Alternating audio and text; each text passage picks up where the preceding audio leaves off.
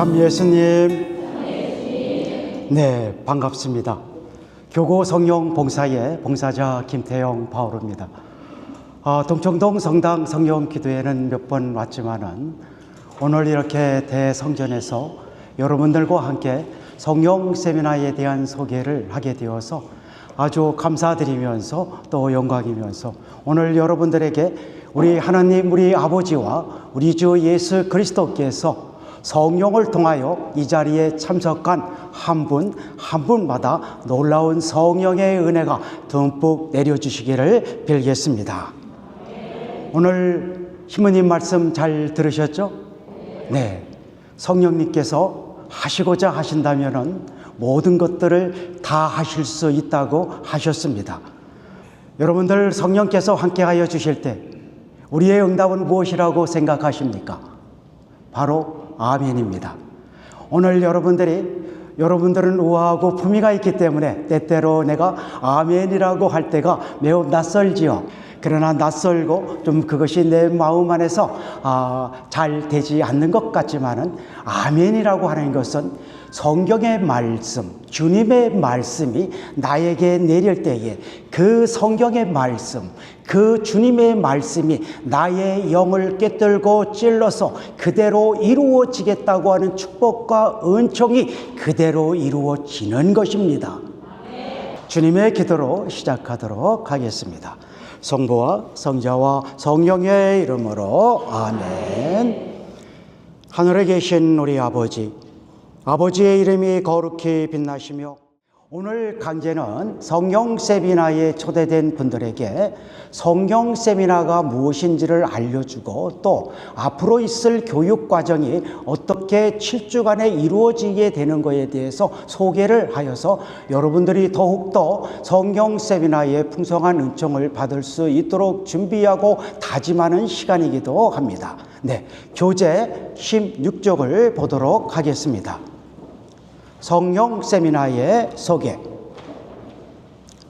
16쪽 상단에 있는 요한복음 7장 37절에서 39절까지 함께 읽겠습니다. 목마른 사람은 다 나에게 와서 마셔라. 나를 믿는 사람은 성경 말씀대로 그 속에부터 생수의 강들이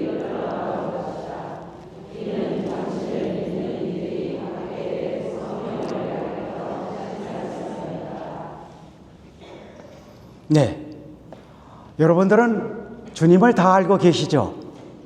그렇지만은 오늘 이 자리에 참석하신 분들은 아주 더욱 심오한 영적 갈증에 목말라하고 있어서 성경 세미나에 참석하신 분들입니다. 오늘 여러분들이 어려운 일상생활을 뒤로하고 주님 부르심에 순종하여서 이 성령 세미나에 참석하신 모든 분들에게 주님의 은총을 풍성히 주실 것입니다. 오늘 여러분들과 같이 이렇게 영적 갈망을 갖고 있는 하느님의 자녀분들에게 성령님의 도우심으로 말미암아 우리 마음 안에 있는 우리 주님 살아계심을 뜨겁게 체험하게 하여서 초대교회의 그리스도인처럼 신앙생활을 활기차게 하고 굳건한 믿음을 갖게 하여서 성령 하느님께서 선물로 주시는 그 은혜를 통해서 하나님의 영광을 위해 살아가도록 해 주시는 겁니다. 또 주님의 거룩한 손품을 닮아가도록 도와주기 위해서 신자 재교육을 위한 프로그램이기도 합니다. 또 이 성령 세미나를 통해서 무엇보다도 여러분들 주님 사랑하시죠? 네, 그 주님과 더욱더 인격적으로 친밀하고 소통하고 나눔을 갖게 해서 무엇보다도 하느님과 나와의 이러한 깊사랑을 체험하게 해 주십니다. 성령의 세미나는 성경과 성정과 그리고 교회의 가르침에 바탕을 두고 성령 체험을 하게 하여서 그 영적 체험을 바탕으로 해서 하느님 중심의 신앙생활을 하도록 마련된 교육이 바로 여러분들이 받고 있는 성령 세미나 교육입니다. 그러면은 이 성령 세미나를 마련하게 한 이 성령 운동이 일어나기까지 성령 하느님께서 어떻게 해서 구약에서 신약에서 활동하신 그 역사를 한번 성경을 통해서 간략하게 보도록 하겠습니다. 네. 교재 17쪽을 보도록 하겠습니다. 성령 세신의 간단한 역사입니다. 교회와 그리스도인의 진정한 영적 세신은 조금 전에 신부님께서 말씀하신 것과 같이 성령 하느님께서 하시는 일입니다. 성경에서 이 성령님을 표현하기를 하느님의 영, 얼, 기운, 숨으로 이렇게 표현을 합니다. 그러면은 우리가 구약에서 이 성령의 활동을 보게 되면은 하느님께서는 이 인간을 구원하기 위한 이 계획을 위해서 하느님께서 특별히 선택하신 예언자가 있습니다. 우리 예언서에 보면 많은 예언자분들이 나오시죠. 그리고 판관 시대에 또 판관들에만 특별히 성령의 능력을 주어가지고 하느님의 계획과 뜻을 이루게 하여 주셨습니다.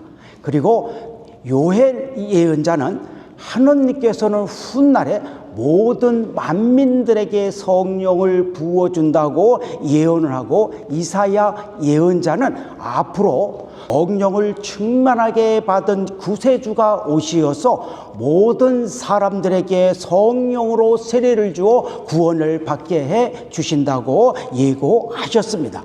그러면은 한번 신약 성경에서의 그 성령의 활동을 보면은 하느님의 제2신 성자께서는 구약에서 예언된 구세주로서 세상에 오셨는데, 그분이 바로 여러분들 잘 알고 있듯이 예수 그리스도이십니다. 예수님께서는 성령의 능력으로서 기적을 행하여 주셨고, 마귀를 쫓아내시고 또 깊은 병들을 낫게 해주시고 하늘나라의 복음을 이 땅에 선포하셨습니다. 예수님께서 오늘 이 땅에서 행하신 모든 활동의 부분은 성령의 능력으로서 이루어졌다는 것입니다. 그러므로 성령을 가득히 받아서 인간을 구원하시는 구세주가 오리라고 하는 요엘 예언자의 예언이 마침내 성취가 됐던 것입니다. 그러나 문제는 이스라엘 백성들에게 성령으로 세례를 주어서 구원을 주신 그 예수님이 하늘로 승천하였기 때문에 인류의 구원 사업을 계속해야 하는 제자들에게는 자신의 능력만으로서 복음을 전할 수 있는 일을 할 수가 없었습니다. 그래서 주님께서는 제자들에게 복음의 전파를 사명을 할 수 있도록 능력을 주시는 성령 하느님을 보내주실 것을 바로 약속하셨던 것입니다. 그래서 그 제자들은 부활하신 그 주님의 말씀에 따라서 마르코 사도의 그 집인 다락방 2층에서 함께 모여 성모님과 함께 기도하던 그 제자들이 오순절날 부활하신 40일과 또 성령을 기다리는 10일 합친 50일 만에 바로 그 성령을 받게 됩니다. 그래서 구약에서 예언하였던 모든 사람들이 성령을 받을 수 있다는 그 시대가 온 데는 요엘의 예언이 실현되게 됐던 것입니다. 그래가지고 성령을 받은 사도들과 120명의 제자들이 담대하게 복음을 전파하니까 아주 놀라운 일들이 일어나고 기적들이 나타나게 되니까 많은 이들이 바로 예수님을 믿게 되어서 최초로 예루살렘 교회가 세워지게 됐던 것입니다. 이렇게 초대 교회에서는 이 사도들뿐만 아니라 그 당시에는 모든 그리스도의 백성들에게도 성령의 능력을 똑같이 주어서 구원을 받게 하고 복음을 전하게 하는 활동이 사도행전에 아주 생생하게 기록되어 있습니다. 그래서 그 후 이러한 성령의 행동이 계속 지속됐는데 2세기 후반을 맞이하면서 성령의 활동이 점차적으로 약화되기 시작했습니다. 신앙의 자유를 얻은 4세기가 됐을 때는 일반 신자들 사이에서 거의 사라지게 되는 그러한 상황이 됐는데, 2세기 후반에 몬타노스라고 하는 사람이 예언의 은사를 사용하게 됐는데, 종말이 가까워 왔다고 하는 잘못된 예언을 함으로 인해서 예언에 잘못된 길을 걸어가게 됨으로써 교회는 그리스도인들이 잘못된 길로 더 이상 나아가지 않도록 하기 위해서 성령이 주시는 은혜, 은사를 강조하지 않게 되니까 점차적으로 약화됐던 것입니다. 그래서 일반 신자들 안에서도 대중적으로 있었던 놀라우신 성령의 활동이 교회 안에서 점차적으로 사라지게 됐던 것입니다. 열심한 그리스도인들, 그리고 여러분들 같이 오늘 8주간을 참석하시게 도우시는 이러한 뜨거운 믿음, 그리고 성인 성녀분들에게는 은사를 주어서 아주 교회에 유익을 되게 해주셨습니다. 하느님께서는 놀라우신 은혜를 주셨습니다. 뭐냐?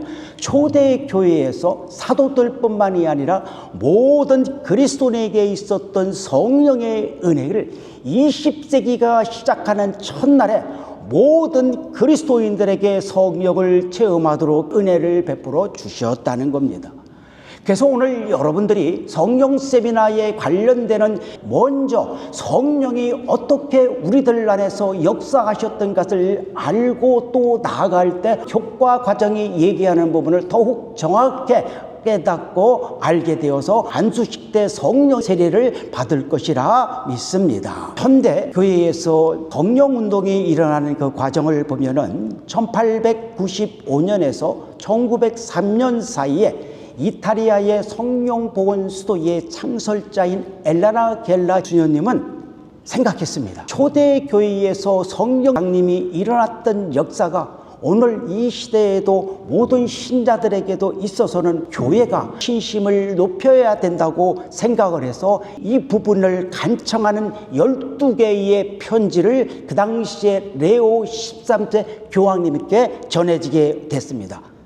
그러자 수녀님의 편지를 받은 교황님은 1897년 5월 7일자로 성령에 대한 대책을 발표하면서 온 세계 모든 본당에서 성령 강림절을 위한 9일 기도를 바치게 됐던 것입니다. 그래서 이 많은 신자들이 성령 하느님께서 주시는 그 축복을 체험하게 되었습니다. 많은 신자들이 9일 기도를 바치면서 성령 하느님께서 주시는 이 축복을 아주 가득히 체험하게 되니까 비로소 교회는 성령 하느님께 관심을 갖게 되는 계기가 됐던 것입니다. 그리고 1900년 10월 15일자 편지에서 엘레나 겔라 수녀님은 현대를 여는 신세기인 1901년 20세기를 시작하는 첫날에 모든 교회의 이름으로 오소서 성령이여를 바치면서 20세기를 시작하자고 교황님께 제안을 하셨습니다. 그러자 레오 13세 교황님께서는 엘레나 겔라 수녀님의 뜻을 받아들여서 20세기의 성령의 운동이 일어나도록 선도해 주셨습니다. 그리고 그 후에 성령의 사도라고 불림을 받은 엘레나 겔라 수녀님이 시복을 하게 되는데, 시복을 기회로 인해서 1959년 4월에 요한 23세 교황님에 의해서 수녀님의 뜻을 마침내 교회의 문원으로서 정식적으로 채택하게 됩니다. 요한 23세 교황님은 초대교회에 주셨던 성령의 능력이 지금의 교회에도, 그리고 지금에 있는 모든 하느님의 자녀에게도 지속적으로 있어야 한다고 하시면서 공회를 소집하면서 요한 23세 교황님은 말씀하십니다. 교회의 역할은 시대적인 사항에서 시대의 표징을 읽어서 시대의 사항에 맞게 교회를 세신해야 합니다 하시면서, 여러분들 성경의 이 성전 말씀 어디서나 읽었을 수 있으시죠? 이러한 자유스러움은 제2차 바티칸 공회 이전에는 이렇게 없었을 겁니다. 성령의 시대를 열게 함으로 인해 가지고 특히 대학의 교수들과 학생들이 새로운 성령 강림에 대한 역사를 마음 안에서 품고서 기도하기 시작했던 것입니다.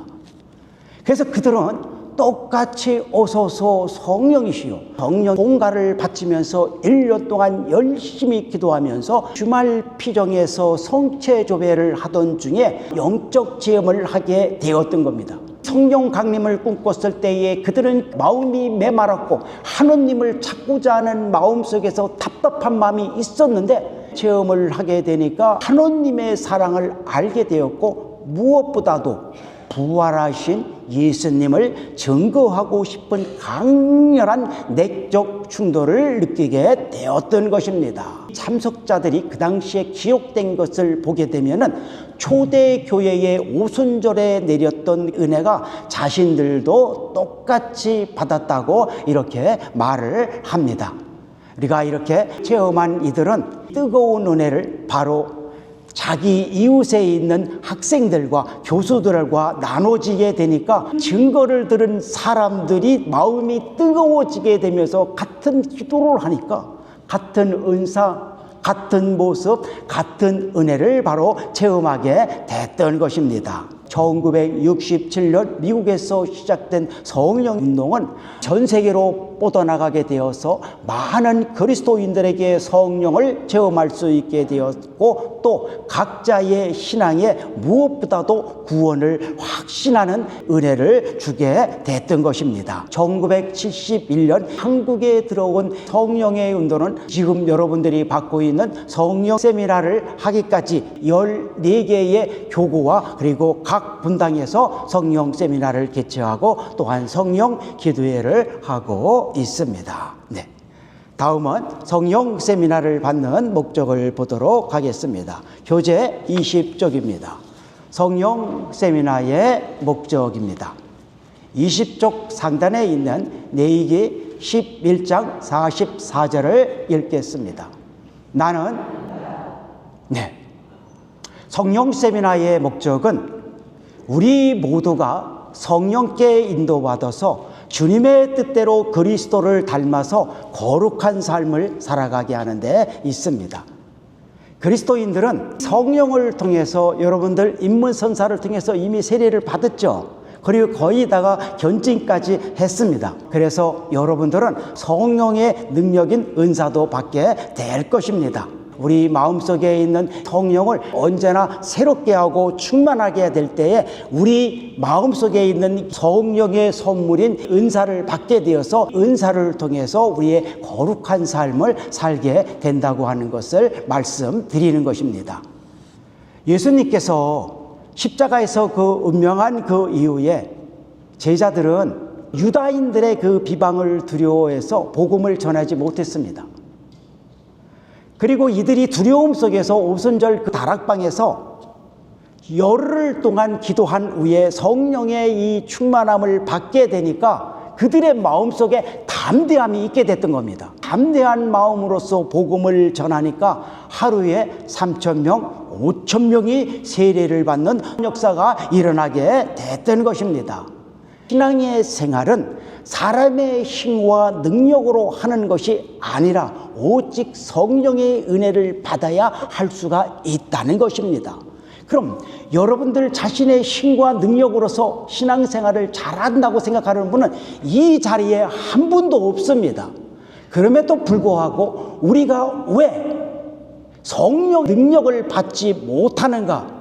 그것을 우리의 마음속에서 잘 한번 성찰해 볼 필요가 있는 것입니다. 항상 성령 받기를 소원하고 기도하고 청해야 한다고 하는 것을 사도행전에서 말씀하고 있는 겁니다. 내가 하느님께 받은 사명이라는 게 있습니다. 그리고 우리는 무엇보다도 그리스도인으로서 세상을 이기게 하는 삶을 살아가기 위해서는 무엇보다도 성령의 능력을 받지 않으면은 세상을 이길 수가 없다는 것입니다. 그리스도인들은 우리 마음속에 있는 이 영, 성령을 믿어야 합니다. 내 마음속에 영이 있다고 하는 것을 믿어서 내 자신의 부족한 것, 세상의 이치대로 살고 하느님의 복음의 말씀이 아닌 현실적인 세상의 이치라는 것, 사람의 관계라는 것, 성령이 깊이 숨어있는 성령을 일깨워야 된다는 것입니다. 성령님을 일깨울 때에 성령 하느님을 통해서 하느님과의 전인적인 사랑을 알게 하고 하느님 아버지와의 관계를 다시 한번 뜨겁게 긴밀하게 인격적으로 회복시켜 주시러 오신 예수님을 내가 단순한 교회의 지식과 인간의 지혜로서 알게 하는 것이 아니라 성령의 능력으로 영적인 진리를 깨닫게 하여 주셔서 마침내 예수님을 주님으로 구원자로 알게 하고 더 나아가 하느님을 아버지, 아빠로 부를 수 있는 성령의 활동을 체험할 수가 있다는 것입니다. 교회에서는 정통적인 표현의 방식으로서 체험하는 걸 어떻게 표현하느냐면 성령은 인식되어질 때마다 새롭게 보내집니다 라고 말을 하는 것입니다. 성령 세미나의 목적은 무엇보다도 그리스도를 닮는 그리스도인으로서 성장하기 위해서는 성령께 인도받고 성령께 순종하는 신앙생활을 하여야 한다고 여깁니다. 여러분들 믿습니까? 네, 그렇습니다. 네. 제가 저번에 그 성령 기도회를 참석을 했는데 목이 좀 강의를 하다가 목이 말라서 물을 이렇게 마시려고 하니까 그 물잔에 물이 없어요. 빈잔만 갖다 놨더라고요. 그래서 오늘은 또 좀 목이 좀 타서 좀 물을 마시려고 하니까 오늘은 아예 물잔도 안 갖다 놨네요. 이렇게 봉사자들이 충만함을 받으니까 물을 갖다 놓는 것도 잊을 정도로 여러분에게 헌신하고 기도했다는 것입니다. 내가요 꿈은잖아요. 속된 말로 얘기해서 개떡같이 꾼다 하더라도 이 꿈의 해석을 찰떡같이 해몽하면요 그 해석대로 되는 줄 믿습니다. 아니 이렇게 물도 이렇게 아주 그냥 역시 형제님이 주니까 용감하게 물컵도 없이 이렇게 주네요. 저 있잖아요. 생긴 건 이렇게 생겼어도 나름대로 품위 있게 우아하게 생활합니다. 제가 오늘 품위 있게 마시는 걸 보고 뭐라고 하지 마십시오. 네, 마시겠습니다. 네.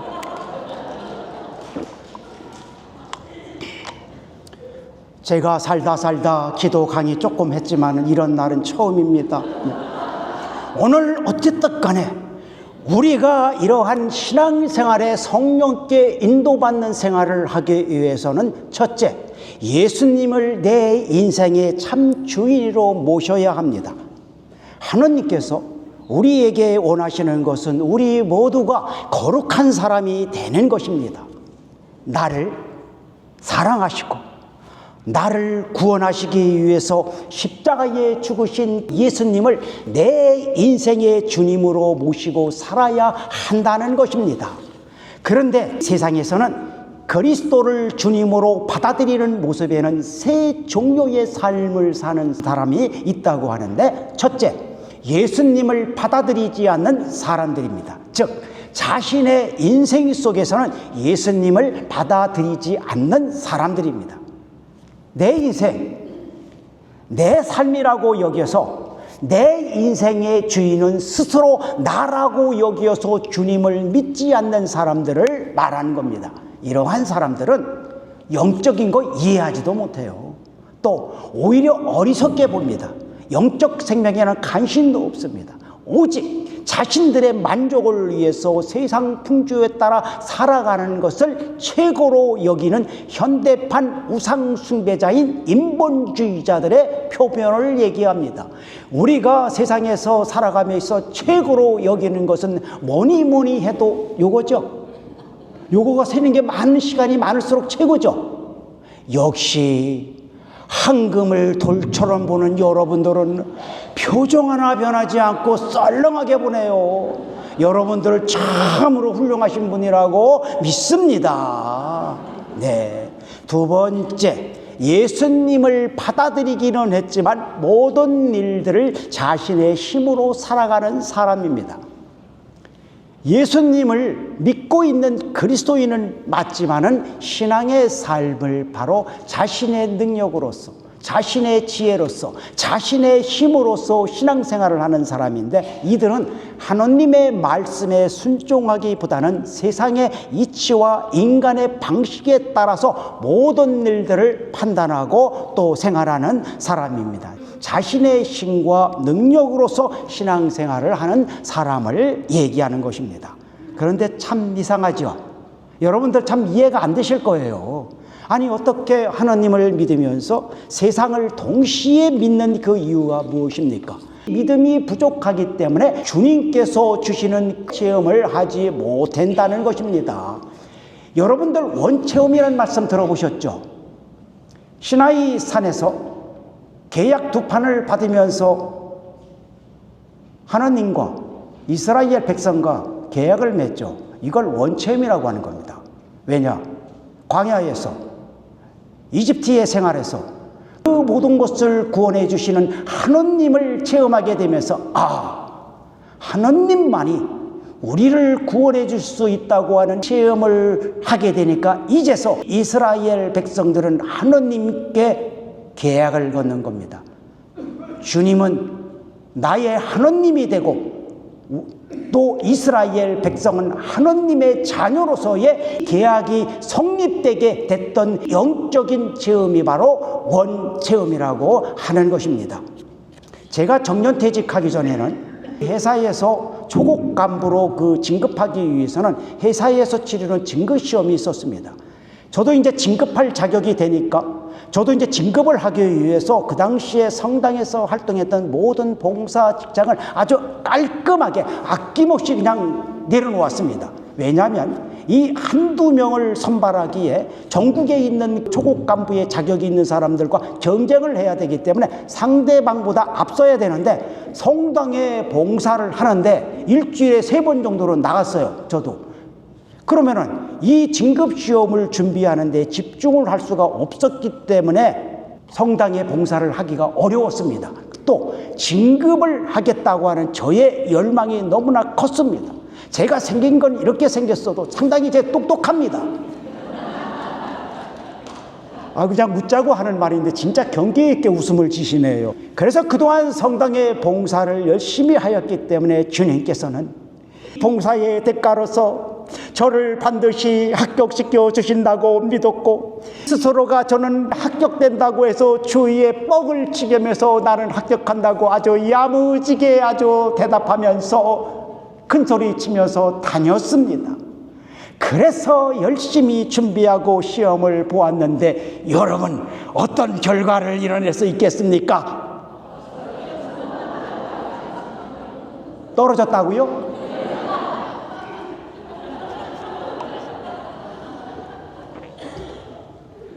아니, 우리 또 드라마를 보면요, 이걸 보면 저거 나온다는 걸 알아요. 여러분들도 제가 이렇게 얘기하면 이렇게 될 거라고 알고는 있지만은, 그래도 여러분들은 사랑이 많으신 분들 아닙니까? 떨어져도 좀 붙었다고 얘기하면 어디가 덤납니까? 아주 야무지게 떨어졌어요. 진짜요. 너무 충격이 컸어요. 그 당시에는요, 아주 너무나 창피하고요, 너무나 자존심이 상했어요. 제가 이렇게 생겼어도 자존심 하나는 크게 갖고 살았어요. 진급한 후에 열심히 앞으로는 봉사하면 하느님께 영광이 된다고 생각했는데, 불합격이 되니까 주님이 저를 축복해 주시지 않는다고 생각해가지고 그날부터 모든 봉사 하지 않기로 아주 뜨겁게 마음을 아주 야무지게 먹었어요. 그리고 그날부터는 형식적으로 주일날만 지내는 신자가 되었는데, 5년이 지나가지고 급성심근경색에 걸려서 길바닥에 그냥 쓰러졌어요. 아이고, 그런데 어떻게 그 주위 사람이 알았는지 곧바로 119에 연락하고요, 곧바로 그 당시에 그 긴급 그 조치를 해가지고요, 바로 병원에 들어갔어요. 큰 위기를 벗어나는 은혜를 받게 되니까, 생각했습니다. 진급시험에 떨어지게 하신 그 주님 너무 미워요. 너무 속상해요. 나는 하나님께 버림받았다, 축복받지 못했다 여겼는데 심근경색의 위기를 해결해 주시는 주님의 은혜를 받으면서 나도 하나님의 사랑을 받으면서 살아간 인생이라고 하는 것을 깨닫게 되면서 저의 잘못된 신앙을 성찰하는 계기가 됐습니다. 진급시험 합격을 위해서 제가 축복을 달라고 주님께 기도를 먼저 하지 않고 저는 당연하게 주님이 축복을 주신다고 생각했습니다.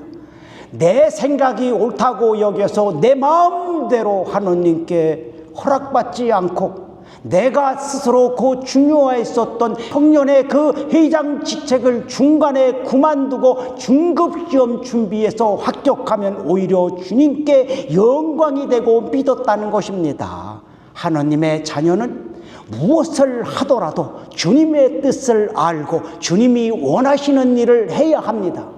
자신이 옳다고 여겨서 또 현실적으로 맞지 않다고 여겨서 자신이 판단하는 것으로 나아가면 안 된다는 것입니다. 우리가 아무리 어렵고 아무리 힘들고 아무리 눈물 나는 것이 있다 하더라도 먼저 전능하신 주님을 믿고 나의 문제와 나의 소망을 주님께 맡기고 기도하고 주님의 응답을 받아서 모든 것들을 해결하여 주시는 사랑이신 주님이신 줄 믿습니다. 이거를 깨닫고 나음부터 형식적인 미사를 드리는 것이 아니라 새 마음을 갖고 미사를 다시 드리게 되었습니다.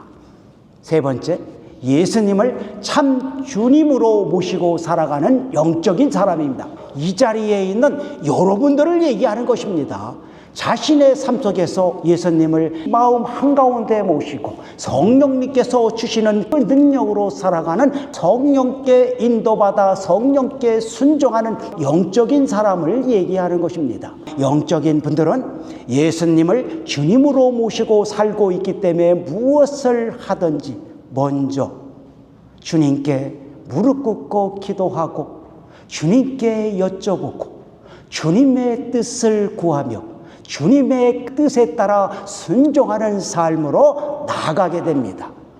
그렇기 때문에 신실한 그리스도인에게는 항상 성령 하나님께서 오셔서 우리의 삶이 예수님 중심으로 이루어지는 삶으로서 이끌어 주시고 우리들이 하고 있는 모든 일에 30배, 60배, 100배의 축복을 베풀어 주시어서 우리 능력 이상으로서 할 수 있도록 해 주신다고 하는 것이 영적인 사람이 받는 은혜인 줄 믿습니다.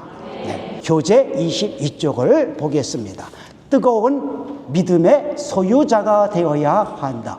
요한묵시록 3장 15절에서 16절까지 읽겠습니다. 나는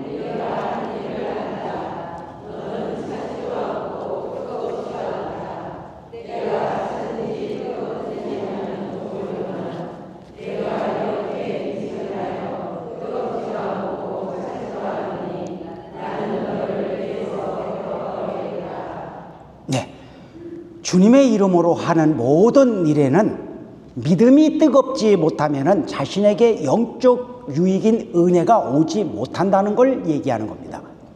믿음이라고 하는 것이 무엇입니까? 주님께서 나의 죄를 용서하여 주시어서 구원을 받게 하신다고 하는 소망을 갖게 합니다. 우리의 신앙은 소망하는 삶입니다. 무엇을 소망합니까? 나는 하나님께 구원받은 사람으로서 영원한 생명을 받았다고 하는 것이 소망하는 삶을 얘기하는 것입니다. 그래서 믿음이라고 하는 것은 바로 하나님의 나라가 오늘 이 땅에 이루어지는 힘을 받게 하는 원동력이 되어서 나의 신앙을 일깨우고 우리 공동체를 일깨우고 사회를 일깨우고 국가를 일깨워서 모든 사람들이 하나님의 복음으로서 구원받게 된다고 하는 것을 믿는 것이 믿음인 줄 믿습니다. 사적인 그 이익을 위해서 추구하지 않게 하고 오직 주님의 말씀과 약속만을 신뢰하는 것입니다. 믿음의 유형을 보면은 여러 가지 종류가 있는데 첫 번째, 호기심에 의한 믿음이라는 게 있습니다. 예수님께서 가나안에서 물로 포도즙으로 만드는 기적을 하시죠. 그 다음에 또 내 아버지의 집을 장사하는 집으로 만들지 못하는 성전 정결 사건이 있습니다. 또 벤자타 그 목가에서 병을 고치신 표적이 나오는데, 이러한 소문을 들은 이스라엘의 백성들은 호기심에 의해서 예수님을 믿습니다. 바로 무엇입니까? 유다인들은 예수님이 이스라엘을 로마 제국에서 구원해 줄 약속된 메시아일까 생각을 하는 겁니다. 그래서 그 예수님을 믿었지, 우리를 죄로부터 용서하고 용서받아서 영원한 생명을 주시는 구원자로서의 예수님을 믿지 않았다는 겁니다. 호기심에 의한 믿음은 자신에게 유익이 되는 것을 얻기 위한 이 바람이 동기가 될 때에 믿는 믿음이라는 겁니다. 두 번째, 조건적인 믿음. 요한복음 4장을 보면은 갈릴라의 이 가네에 있는 그 왕실 관리는 그 예수님께 죽어가는 이 아들을 살려주시는, 되살게 해주시는 표징을 보여주면은 예수님을 메시아로 믿겠다고 하는 조건적인 믿음을 갖고 아들을 건쳐달라고 했습니다. 그러나 예수님께서는 조건을 걸어서 믿는 믿음이 아니라 항상 예수님께 의심 없는 믿음을 가질 것을 요구합니다. 의심 없는 믿음만이 있을 때에 하나님의 역사가 일어날 수가 있다는 것입니다. 내가 어떤 요구가 충족되어야 믿는 것은 모래 위에 기초하여 세워진 믿음이라는 것입니다. 제가 열심히 봉사하고 열심히 헌신하고 하니까 주님이 저를 진급시험에 합격시켜진다고 하는 이 아주 야무진 이런 생각이 바로 조건적인 믿음을 얘기하는 겁니다. 여러분, 믿음이라는 게 무엇입니까? 하느님께 응답을 청할 때 우리가 세상에서 얘기하는 공정이라고 하는 아주 세밀하고 투철하고 아주 정확한 계단을 쌓는 식에 의한 개혁과 같은 그러한 부분을 보여주어서 응답이 이루어진다 보여줍니까? 아무 소리 안 하십니다. 예수님, 요 소원 들어주십시오 라고 하면 예수님 뭐라 하십니까? 믿어라, 이렇게 말씀하시고 아무 말씀 안 하세요. 이게 바로 믿어라 라는 말씀을 믿고 나아가는 사람만이 바로 진정한 믿음을 갖고 있는, 무조건적인 믿음을 갖고 있는 것이며 주님의 말씀을 신뢰하는 믿음을 말하는 것입니다. 그럼 무조건적인 믿음이라는 게 무엇입니까? 바로 예를 들면 바빌론 그 임금인 네부카드네자르가 다니엘의 세 친구들에게 불가마에 던져지게 되는 위기 속에서 하느님께 가졌던 믿음을 얘기합니다. 네부카드네자르가 세 친구에게 말하기를, 너희가 내가 믿는 신들에게 절하지 않고 섬기지 않으면은, 또 내가 그 세운 금상에 절을 하지 않는다면은 오늘 너희들을 곧바로 불타오르는 불가마 속으로 던져질 것이라고 하는 이 협박을 받게 됩니다.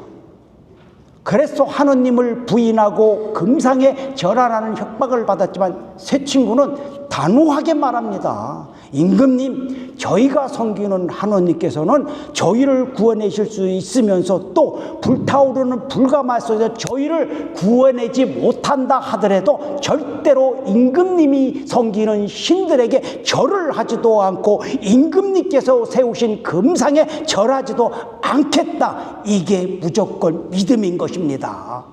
여러분들은요, 어떻습니까? 여러분들 신앙에 오늘 8주간의 성령 세미나 그까진 거 아무것도 아니야. 나 오늘 그 기간만은 주님께 헌신하고 세신하는 기간으로 여기어서 나는 비가 오나 눈이 오나 땅이 꺼지고 하늘이 떨어져도 나는 반드시 오늘 수요일 이 저녁 시간에 참석하리라 라고 하는 뜨거운 무조건적인 믿음을 갖고 계신 분이 아니십니까? 어쩜 이렇게 아멘 소리가 크나요? 두 번째, 주님의 말씀을 신뢰하는 믿음입니다. 예수님께 의지하는 믿음은 무엇보다도 절대적으로 중요한 겁니다. 하느님의 말씀을 묵상하고 신뢰하게 되면 내 마음속에 작용하게 되어서 내가 거룩하지 못하는 것들을 멀리하게 되는 겁니다. 왜냐? 하나님의 말씀은 진리이기 때문에 사람의 품성을 변화시키는 힘을 가지고 있기 때문에 성경의 말씀을 통해서 믿음을 갖게 되면 거룩하지 못한 것을 밀어내게 됨으로 인해서 죄를 회개하게 되고 무엇보다도 하나님 아버지의 뜨거운 사랑을 깨닫게 되어서 예수님의 성품을 닮아가게 되는 것입니다. 그래서 우리의 신앙생활은 성경의 말씀을 읽고 듣고 묵상하고 성찰하여 생기는 믿음을 갖게 되어서 믿음으로 영적으로 새롭게 되는 영적 체험을 하리라 믿습니다. 제가 그 심장의 혈관을 나쁜 것을 없애는 이 효소가 남들보다 아주 극히 적어서 저는 천성적으로 태어난 심장질환 환자입니다. 제가 1902년 1월 달에 여의도 성모병원에서 쓰러져서 급성심규경색으로 시술을 한 후에 2008년도까지 2년에 한 번꼴로 심장 관련 이 부분에서 7번의 시술과 수술을 받았습니다. 이 심장의 이 질환을 관리하기 위해서 그 당시에 의학지식, 건강관리법을 얼마나 잘 지켰는지 몰라요. 저는요, 그 당시에 허리가 얼마였냐면 39인치였습니다. 이것을 29인치까지 바뀌는 노력을 하고 하면서 아주 시기였고도 아주 야무지게 했습니다. 우리 집사람 참 고생했어요. 우리 형제님들, 참 우리 여기 계시는 형제님들 얼굴을 보니까 집에서 우리 자매님들에게 정말 잘해 주실 것 같으네요. 정말. 제가 폐혈증에서 정말 죽게 됐을 때요, 생각나는 게 있었어요. 단 하나예요. 맨 처음에 심장 심근경색권에서 병원에서 내가 죽을 수 있구나 하면서 눈을 딱 뜨니까 그 토끼 같은 그 아들과 딸들이 생각나가지고 아이고 내가 죽으면 이 아들과 딸이 어떻게 되나 걱정이 됐는데 20년이 지나가지고 폐혈증에 걸려서 생사에서 이제 곧 죽는다라고 하는 진단을 받게 됐을 때 딱 하나 느끼는 게 뭐냐? 아이고 집사람 생각이 났어요. 내가 너무 못해줬구나. 앞으로 잘해줘야지. 그 생각이 들었지 뭡니까? 그래서 여러분들 있잖아요. 옆에 계신 분 참 소중하시잖아요.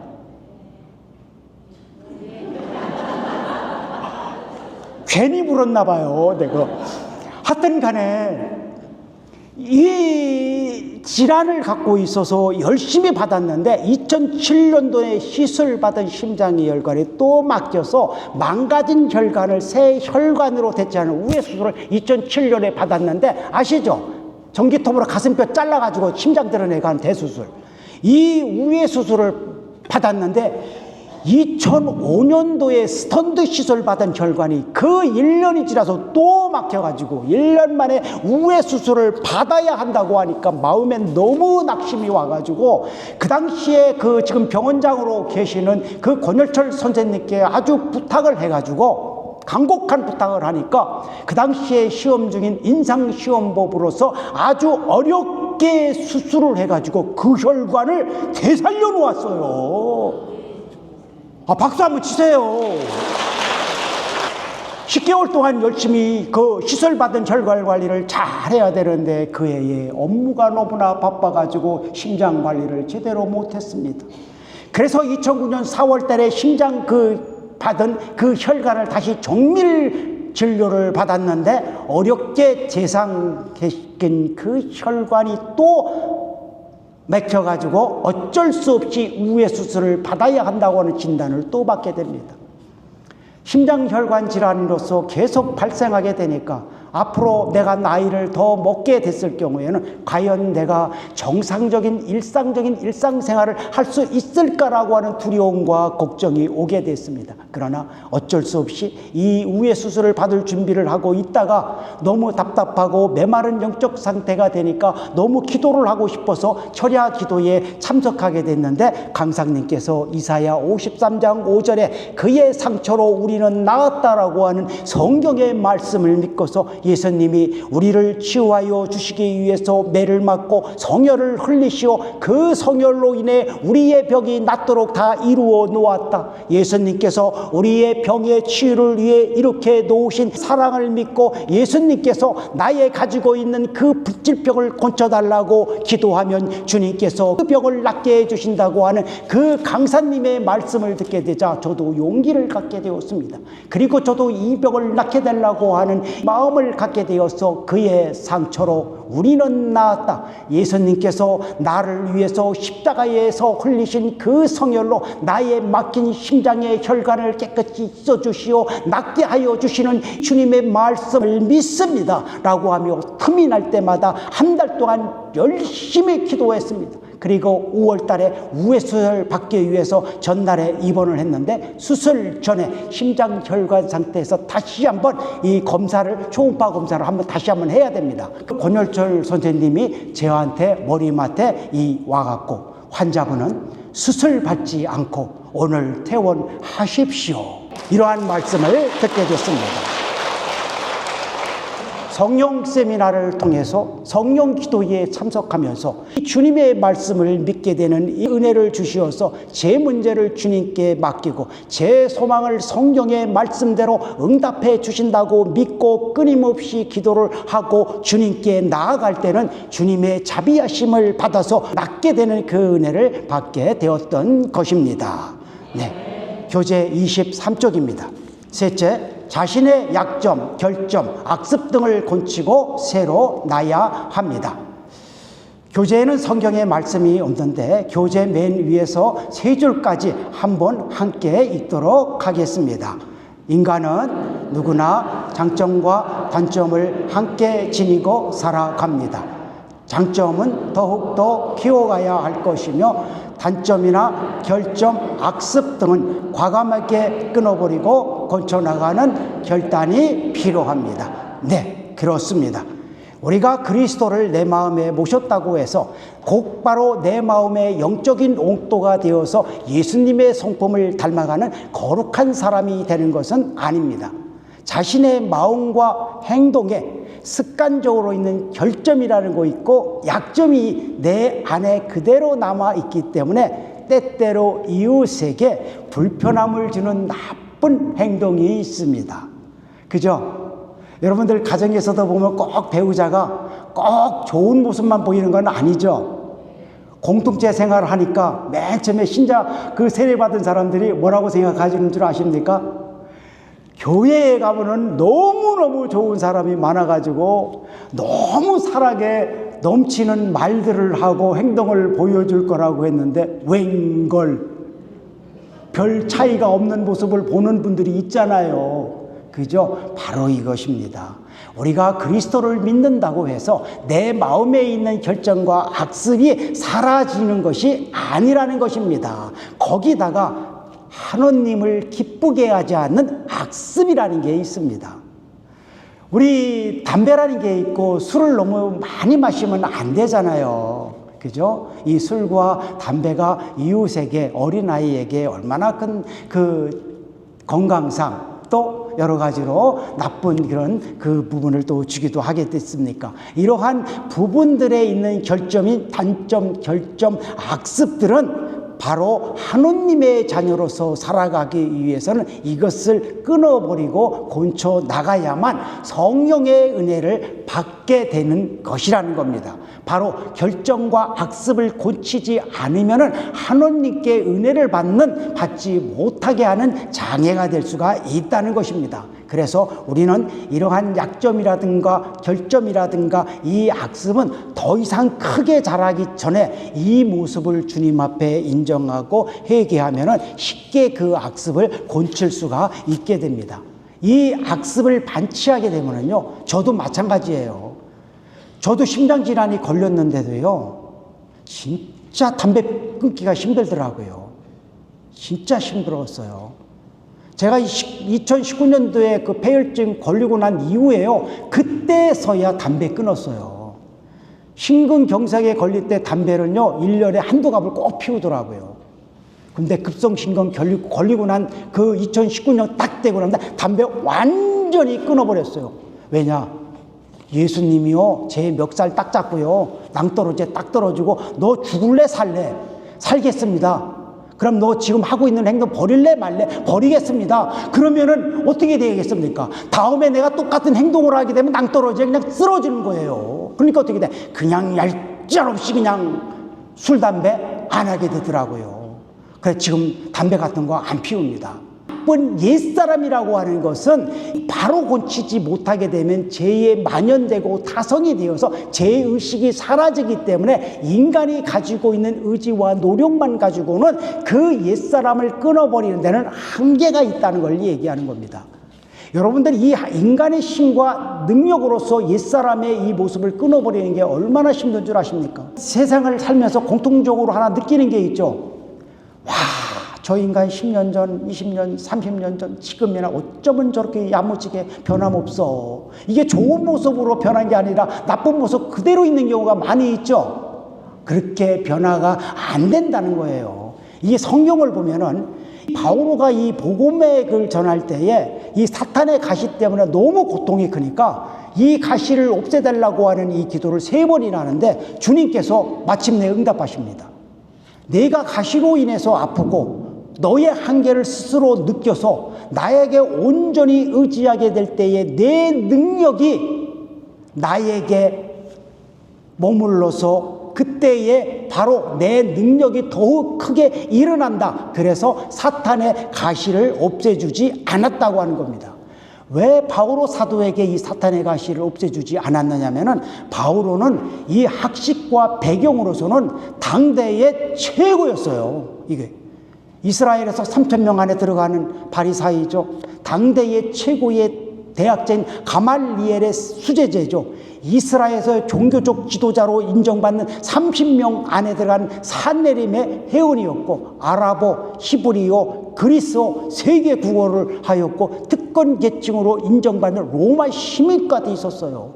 더구나 복음을 전할 때는요, 마귀가 쫓아나고 절름발이가 일어나고 죽은 자가 살아나는 이러한 표징과 이적을 드러내는 사도였으니까 얼마나 대단한 사람이었습니까?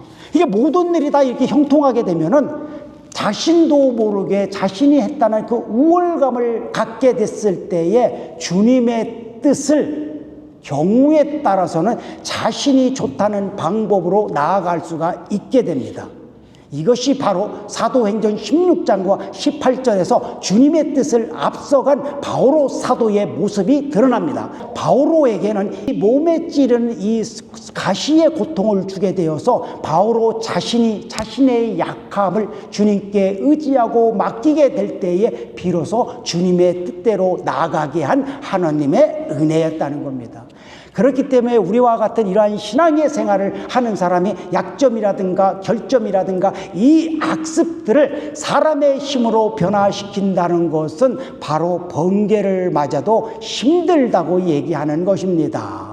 그러나 우리가 이 주님께 옛사람을 맡기면서 성령 하나님께서 주시는 이 힘을 받게 되어 그 힘으로서 우리의 결정과 단점과 악습을 고쳐서 새 마음으로 나아갈 수 있을 때에 비로소 우리는 기쁨과 평화를 갖고 살아가는 하나님의 자녀가 됨을 믿습니다. 네, 교재 24쪽입니다. 넷째, 복음의 증거자, 선교사들이 되어야 합니다. 사도행전 1장 8절의 말씀을 읽겠습니다. 성령께서 이 사도행전 1장과 8절은 사도행전의 28장의 모든 것을 집약한 말씀입니다. 성경의 말씀은 사도행전에서 나오는 초대교회에서 사도들과 신자들이 성령 안에서 어떻게 살아가야 되는 것을 요약한 말씀이기도 한 것입니다. 왜냐하면 그리스도께서 이 세상에 오신 목적은 모든 사람들이 예수님의 십자가의 구원을 통해서 구원을 받고 영생을 얻도록 하기 위해서입니다. 그렇기 때문에 이 성령의 하나님께서는 예수님께서 이 땅에서 이루신 그 구원의 진리를 깨닫게 하는 구속의 증거자이시기 때문에 성령 하나님은 증거자로서 이 땅에 오셔야 했던 것입니다.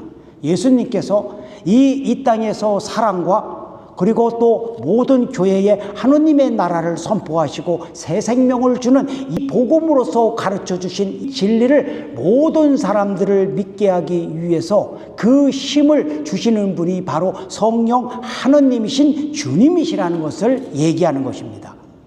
그렇기 때문에 우리는 예수 그리스도의 복음의 진리는 성령께서 주시는 그 힘을 받지 않고는 그 구원의 진리를 깨달을 수가 없다고 하는 것을 얘기하는 겁니다. 성령을 받는다는 징표는 바로 예수님이 이루신 하느님의 나라를 증거하고 말씀을 선포하는 것입니다.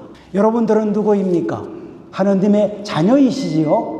주님께서 우리에게 주신 복음을 땅끝까지 전하고 하는 사명을 이룩하기 위해서 무엇보다도 성모님의 이 도움을 받아서 성령 안에서의 새 생활을 시작하는 선교사로서의 삶을 살아야 합니다. 복음을 전하는 그리스도의 항기가 되기 위해서는 무엇보다도 성령 하느님의 은혜를 받아야만 복음을 담대하게 역동적으로 증거할 수가 있다는 것을 말합니다. 다음 주부터는 성령 안에서의 새 생활을 원하는 여러분들을 위해서 성령 세미나의 이 7주간의 과정을 듣고 공부하게 됩니다. 우리 교재 25쪽을 보도록 하겠습니다. 교육 내용에 대한 부분을 간략하게 이렇게 적어져 있는데, 성령 세미나 기간 동안에 각 주차별로 주제별로 이루어지는 7주간의 교과 과정이 아주 잘 설명이 되어 있는데, 1주 하나님의 사랑, 제2조 예수님을 통한 구원,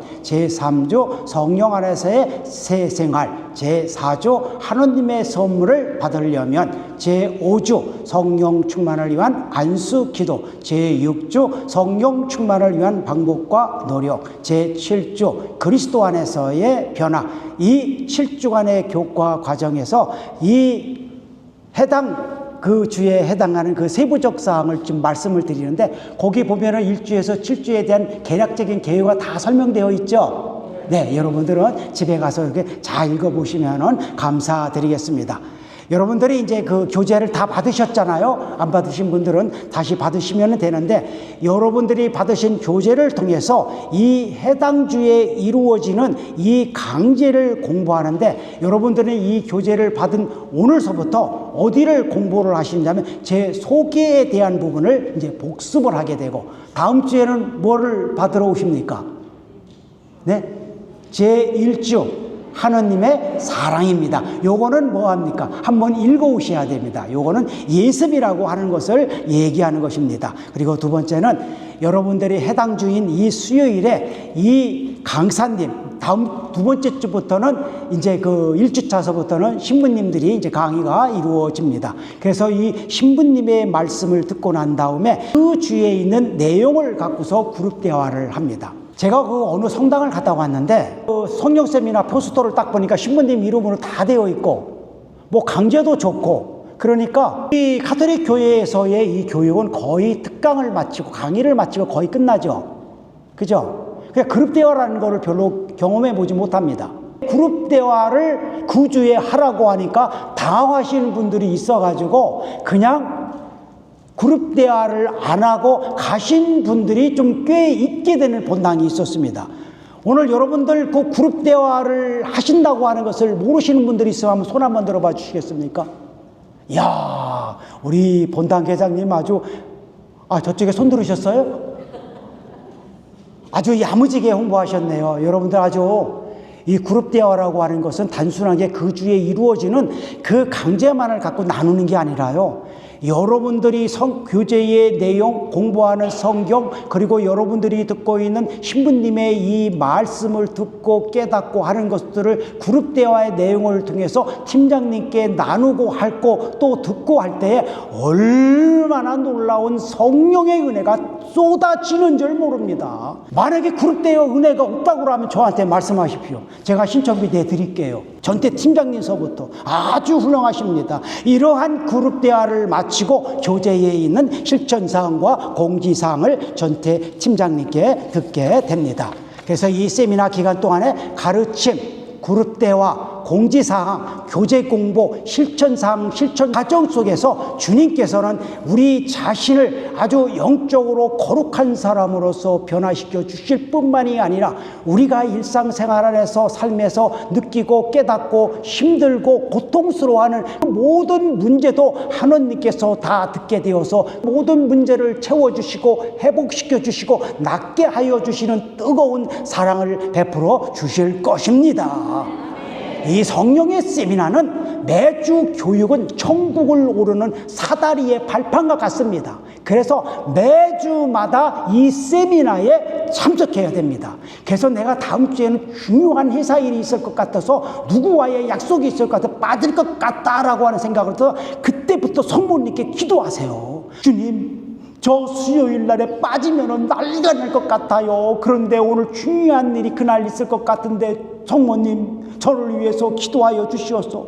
수요일 날에 꼭 참석하게 해 주십시오라고 하면요, 그 약속이 다음 날로 바뀌어버려요. 그리고 이 8주차에 이루어지는 성령 세미나의 기간은 2달 정도로 있기 때문에 이 기간을 한번 내가 신앙 세신의 기간으로서 생각하고 나의 답답했던 마음, 메마른 마음, 하나님께 바라고 있던 그 소원이 있다면 이 소원을 응답받는 다니엘의 20일 기도처럼 생각하여 가지고 2달 동안 열심히 앞으로 7주 동안 주님께 눈을 꼭 감고 내 두 손을 하나님께 합작하면서 주님 성령 세미나를 통해 저를 영적으로 변화시켜 주시고 나의 가정을 변화시켜 주시고 공동체를 더욱 쇄신시켜 주시고 저의 삶에 있는 그 모든 문제를 하나님의 뜻대로 나아가게 하여 주시는 은혜와 축복을 베풀어 주십시오라고 청하고 나아갈 때에 여러분들은 오주 안수식에서 뜨거운 하나님을 만나는 벅찬 감동이 있고 놀라운 치유와 기도의 응답이 가득한 은혜를 8주 세미나 미사 파견 미사 이후에 받게 됨을 굳게 확신하며 믿습니다.